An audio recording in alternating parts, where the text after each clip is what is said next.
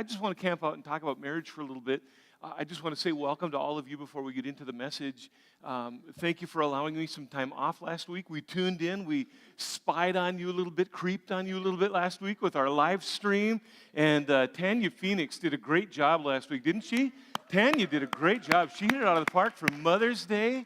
And so happy for that. My staff did an incredible job covering while we were out of town. And let me just tell you, we were in Southern California, but it was many times warmer in Williston than it was in Orange County. So anyway, until this last week. Did you enjoy summer on Wednesday? It's all over. And so anyway, we are. You see these marriages up here on the screen, and I think all married people here want that.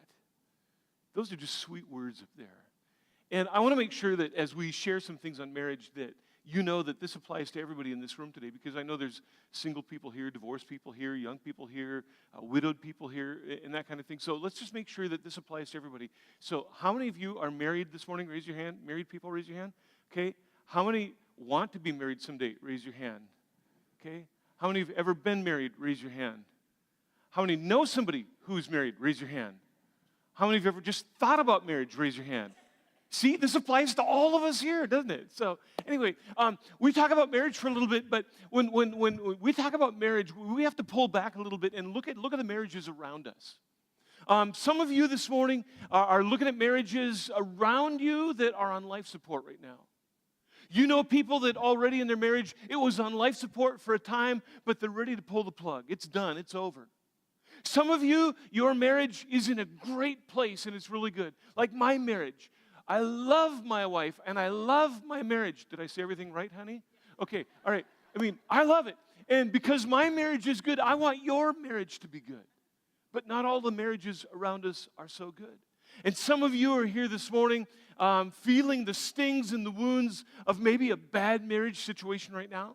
Maybe you're carrying the burden for your children or your best friends that are going through difficulties in their marriage right now. Some of you are dealing with the sting and the pain of divorce. Can I just talk to divorced people for just a second? Some of you have been divorced and remarriage. In fact, this thing tomorrow night with the whole blended family stuff. I've never been divorced, so I can't fully understand and comprehend everything that you feel. But I've talked to so many divorced people that there is this stigma that they feel when they walk in the church, and even blended families. I want you to know something, divorced people and blended family parents. I just want you to know something. Your value is no different than anybody else's in the church.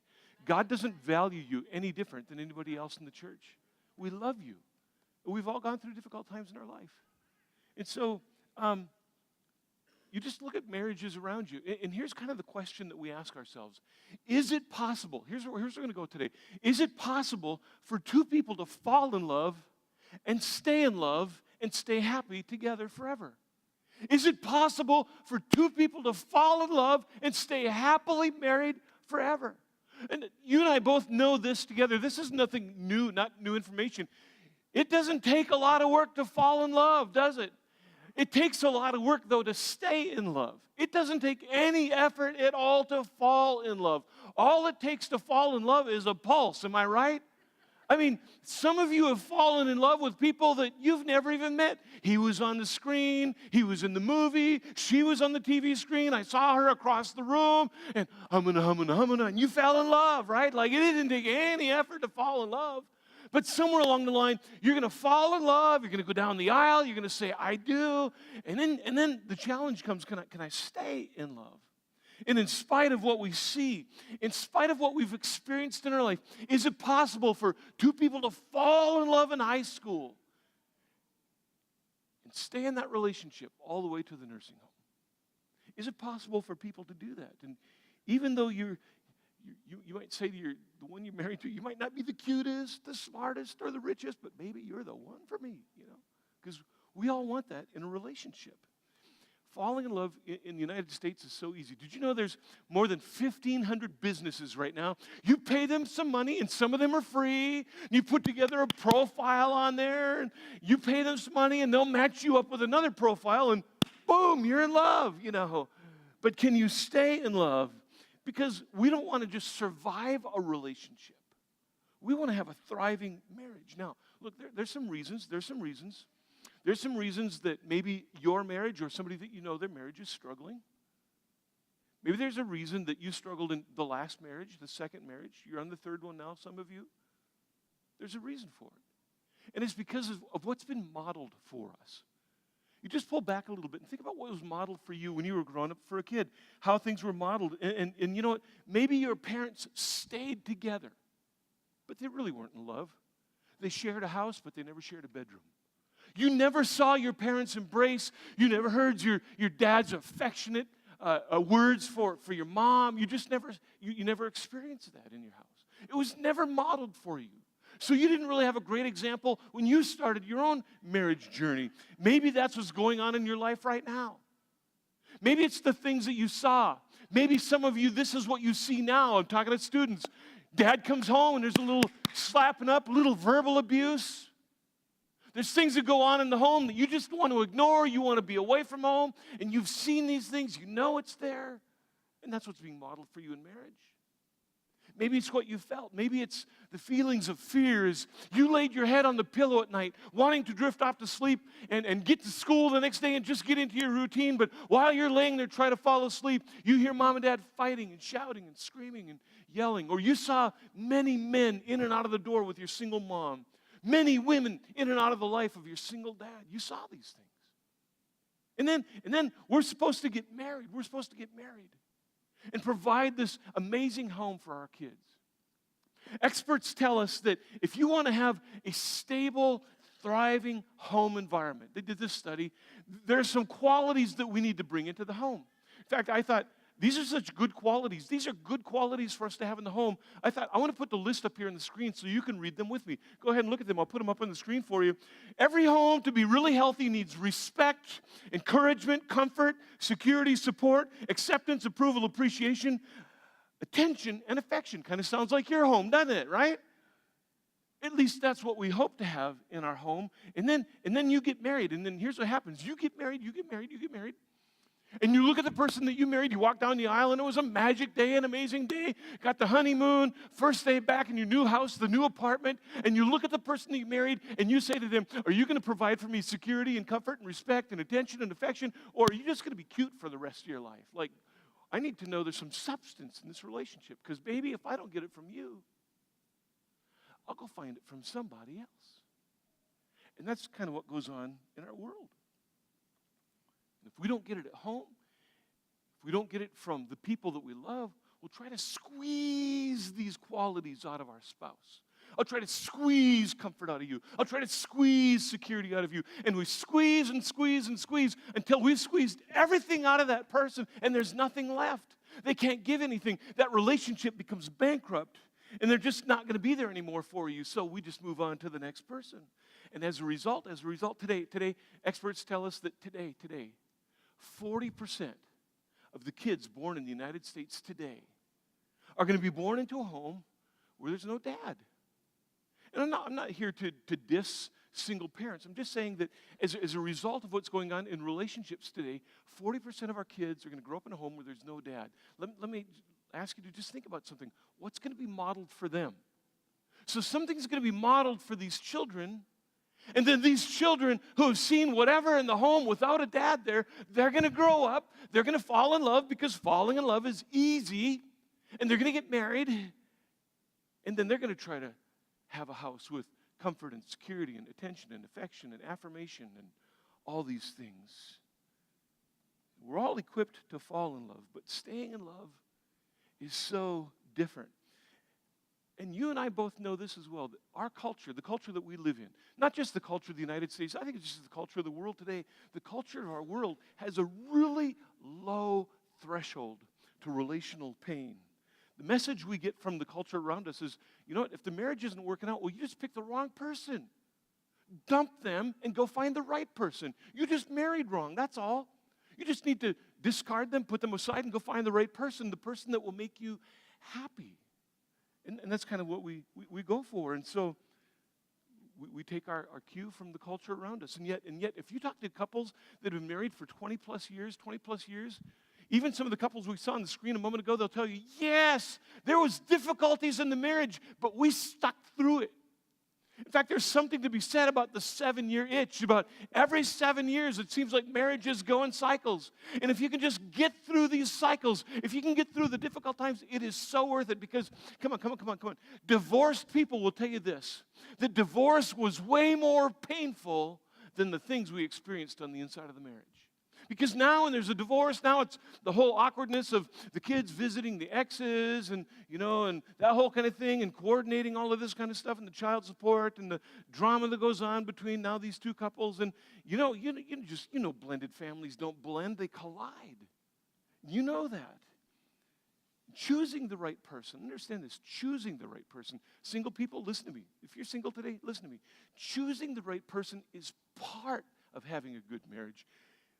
But a bigger part of a good marriage is choosing to become the right person after you're married. Something has to change in you. You saw the guy in the screen. Don't try to change your spouse. I love it. So many people come into my office, and she's got a list. I mean, she'll get out the notebook and start going through things that are wrong with her husband. And she's got a whole litany of things that are wrong in the marriage. And I love the look on the wife's face when I say, you're not going to change him. It's almost like they're angry at me, like, what do you mean I'm not going to change him? I've been trying for 15 years, Well, see, you're not going to change him. It doesn't help. And no one in culture helps us understand this more than Jesus does. Jesus, into this whole craziness of relationship, we're not going to look at a lot of Scripture today. We're going to look at a little bit of Scripture with a lot of power in it today. Because into this whole craziness of relationships and marriages and all these things, Jesus just has a few words for us. And his message is so simple, but it's so contrary to the culture in which we live. Now, some of you, maybe you're looking for something really deep today. We're not going to go deep. Maybe you saw this series promoted on Facebook and you got your husband here and it's like, preacher, come on, I got him in church. First time in a long time. Go for it, preacher. Go. We're just not going to get there today, all right? So Jesus' message is so simple and it's so powerful if we would just apply it. You don't even have to turn into your Bibles. We'll just put the scripture on the screen for you. You know this. In fact, you know what these verses say. It's found in John chapter 13, verse number 34. Jesus says this, look, I am giving you a new commandment. And it wasn't really that it was a new commandment. It's like, hey, he's talking to his disciples. I know there's the big 10 commandments, and you've got more than 600 other commandments, but just pull back from all of that kind of stuff. If I could just get you to just one, it's a new commandment. Not really a new commandment, but a commandment that I think we've overlooked a lot. So I'm going to make it new and just kind of bring it to the surface again. So here's my new commandment. Ready? I'll put it up on the screen. Rest of verse number 34. Would you just love each other? Would you just love each other? Here's what Jesus does.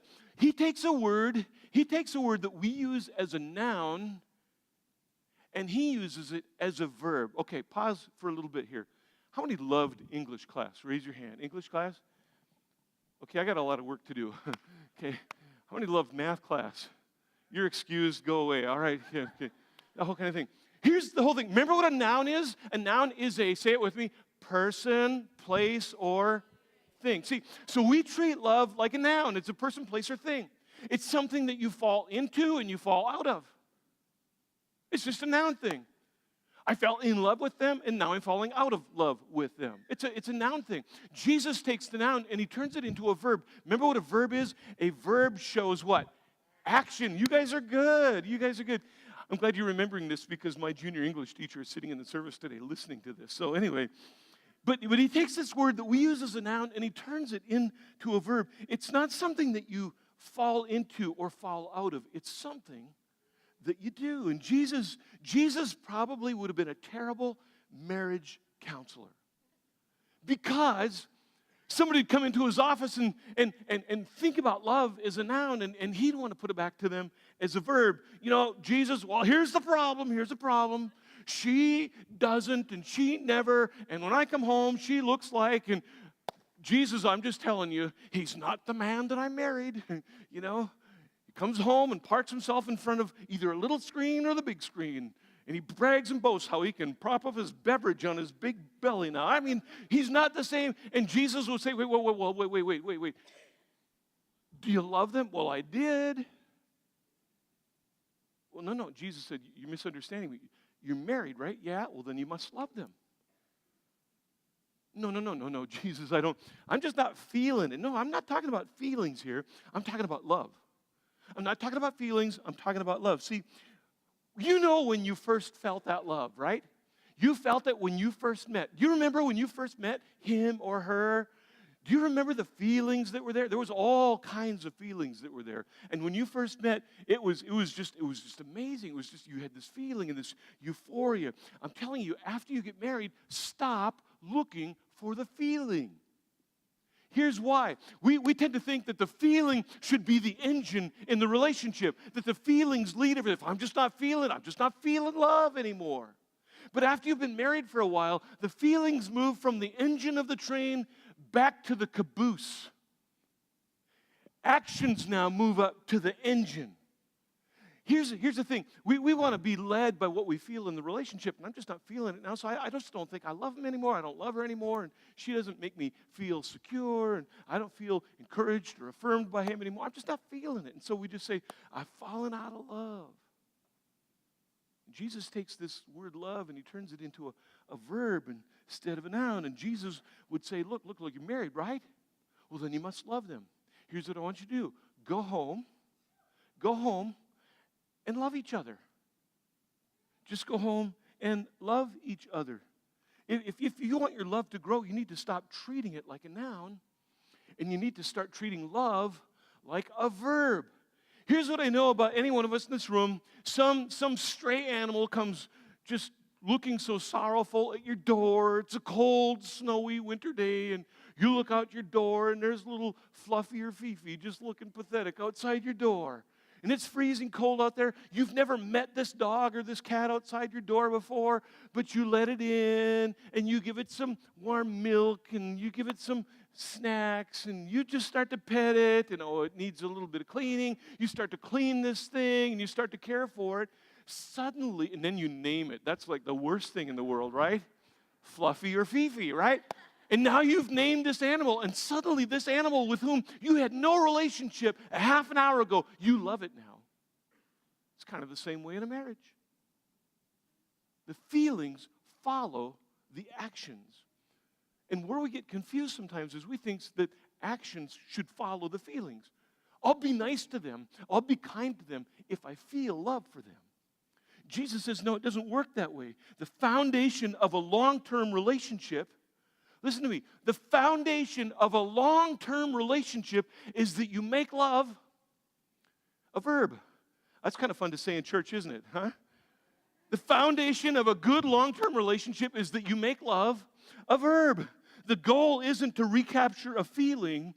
Actions precede the feelings. And the more often you make love a verb, the more often you might make cookies.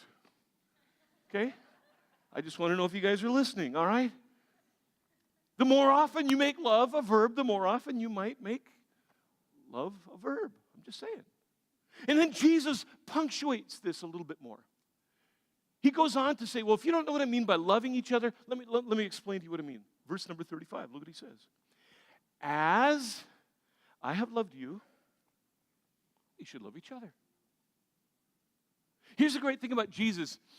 There's not a lot of places in Scripture where you find Jesus saying, I love you. But he demonstrated his love for us. While we were still sinners, Jesus died for us. While we were still sinners, Jesus went to the cross for us. Before we even thought about having a relationship with Jesus, Jesus wanted a relationship with us. So he's saying, I put my life down for you. I descended from the heavenly realms, and I came to live on this sin-stained, dirty earth and live like you live to prove to you that there's a God in heaven that wants a relationship with you. I did this because I love you. I didn't just say that I loved you. It wasn't a theory kind of a thing. It was an action kind of a thing. So Jesus said, just like I laid down my life for you, that's what you need to do for each other, especially in a marriage. And you can't take your cue from culture on how to love. your cue comes from Jesus. And Jesus didn't noun love us. He verb loved us. Just think about it, how he loved us. He demonstrated his love. And he's saying, I want to teach you how to love people. I want to teach you how to love people because it's not a feeling. It's an action. Now, the feelings will come. But primarily, it's how we act towards each other. Not really a noun, it's just a verb. Now, a guy named Paul who writes much of the New Testament, he takes the very same thing Jesus has just said, and he puts a little bit more power, a little bit more emphasis into it. In fact, when we read the way Paul writes this, we kind of pull back from it. But he really says the same thing Jesus just said, but he says it in another way in Ephesians 5:21 when he says this. Look at the screen. Submit to one another out of reverence for Christ. We don't like that word submit, do we? Unless it's the other person submitting to us. Then we like it, right?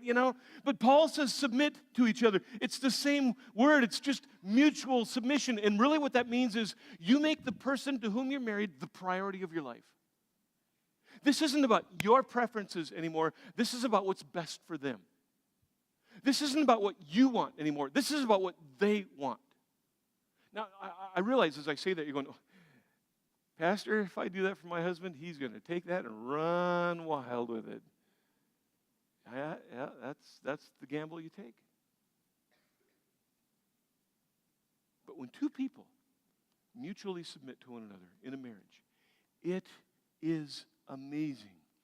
And I don't know if you've seen it before, but when you see it, it is so powerful. And even if you don't make me the priority, this is what you say when you submit to one another. Even if you don't make me the priority, I'm going to make you the priority because I verb love you. I verb love you. You first. No, you first. Wouldn't it be great if you had that argument with your wife all the time? You first. No, you first. Here, you take the bigger piece. No, I insist. You take the bigger piece. And you argue over who gets the bigger piece until the cake is dry, right? It's just great. This is the foundation. Submit means you place yourself under the other person because you verb love them. I'm going to show you that I love you by submitting and surrendering to you. It doesn't make sense, but when you see it, it's amazing and it will wow you. It's not just staying married. It's really just staying in love. I think that's why my wife and I get along so well. Because there's mutual submission to one another. I know that there's things that she does for me that she doesn't necessarily want to do and don't agree with that right now, okay? And there might be things that I do for her that I might not necessarily want to do. But I love her. And so I have no problem doing it because I love her. I know as you're listening to this, some of you are already right in the back of your mind, well, Pastor, I'll submit when she starts. No. Pastor, as soon as he starts picking up his, no, that's not the way this works. You just start on this whole thing first and don't wait for them. Don't wait for them. Because when you begin to understand, listen, when you begin to understand all that God has done for you, think about this for a little bit. You know what God has done for you? He's provided you comfort and security and affirmation and attention and affection. He's supplied all of these things. And when you begin to understand all that God has done for you, that way you can start doing it for somebody else, not just the person to whom you are married. That's going to help you love all these people. Well, let me just tell you something you already know. When you're married, you don't always feel love, but you can always stay in love when you make love a verb. You won't always feel it, but you can always stay in love when you show love to the person to whom you're married. You need to take your cue from God's view of love, not from the world's view. Because the culture around us does not have a very good perspective on a relationship and on marriage. Look, emotions might start out in the relationship as the engine, but the longer you're in a relationship with somebody, those emotions start to move to the back, and our actions, the way we treat the person to whom we're married, that begins to lead the relationship. Is it possible to stay in love? Is it possible to stay in love? Yes, in fact, I think love can even get better the longer that we're married. And all the married people would say, I totally agree with you. And it's not because you chose the right person. Listen, this is where we get into trouble a lot of times in relationships. There's an emptiness and a void. There's no security in me. I never got the affirmation, or I never got the attention. I never got the affection. I never had the comfort. I never had the security. So I'm looking for somebody who can do that for me.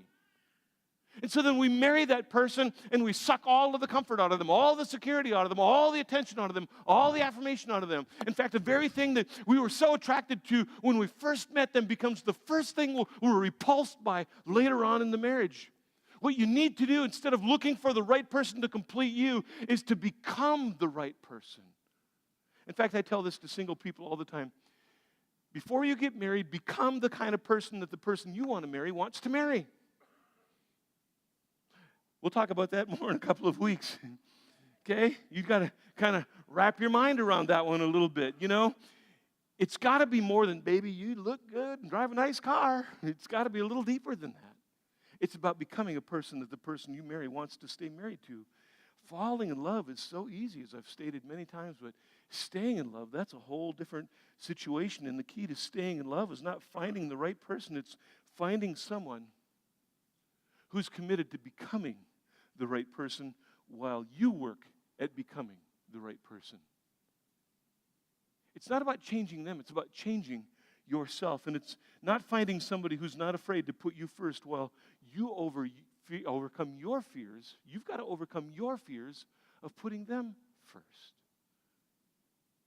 And so love isn't a thing. It's an action. And as we close this out, I just thought, let me just share with you just some things. There's nothing like hugely spiritual about any of these things I want to share with you in these last moments. Let me just share with you some things. If you want to take notes, like this is like marriage 101. Number one, somebody in the video said it already, put God first. It's just got to be, here's what I know.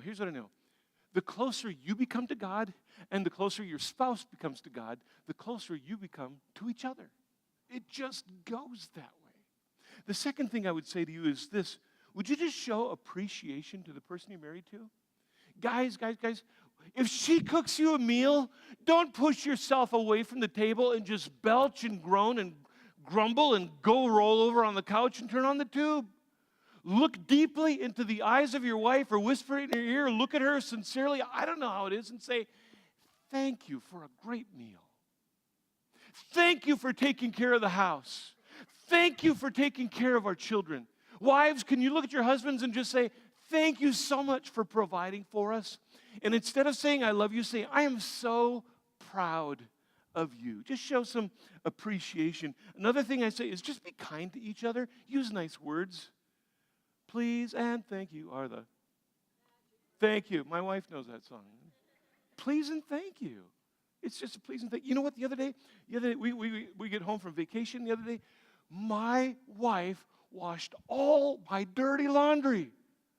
Isn't that awesome? And she made me food. And she still likes me.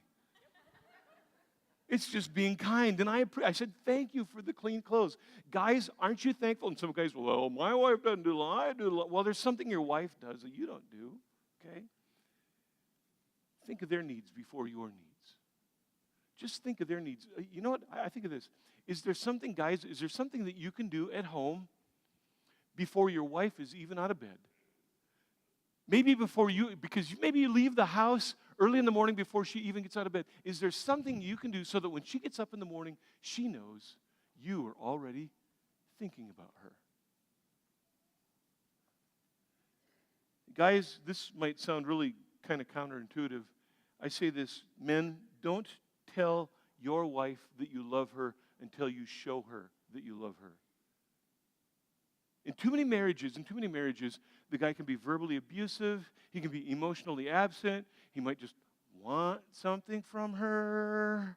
They say women need 8 meaningful touches a day from their husbands to stay emotionally and physically healthy. That doesn't mean you come in and go, hey, baby, how was your day? It's not that kind of that's not a meaningful touch, all right? Okay, just saying. Your wives, listen, if you tell them that you love them without them being shown, it's just like taking your, in the old days, we had chalkboards. I don't know if you know, it's a piece of slate, and they used to use chalk on it, and when you pulled your fingers down, it sounded horrible. And sometimes that's what it's like for men to say, I love you, but they don't feel it. It's just not there because it's never been shown. And again, ladies, tell your husband you're proud of him, because when he walks out of the house, he feels every bit as insecure as you do when you walk into your arenas and your circles. And then this is kind of a big one. We're almost done. I just have two more. Would you be a good forgiver? Be a good forgiver. Because here's what I know. If you're married to somebody and you've been keeping score, you will lose every time. I don't know how long you've been married. Something happened prior to your wedding. Maybe between the two of you.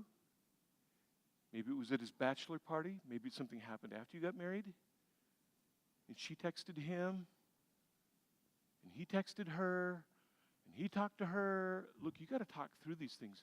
Communication is just saying, this is what I feel and why I feel it. But you got to be a forgiver in these things. Because if you're keeping score, you will lose every time. You got to be a forgiver. And forgiving doesn't excuse what they did. It just releases you from this yucky feeling that you have. And then the last thing I'd say is this.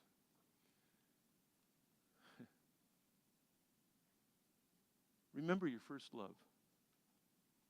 Just remember your first love. Remember when you first started dating each other?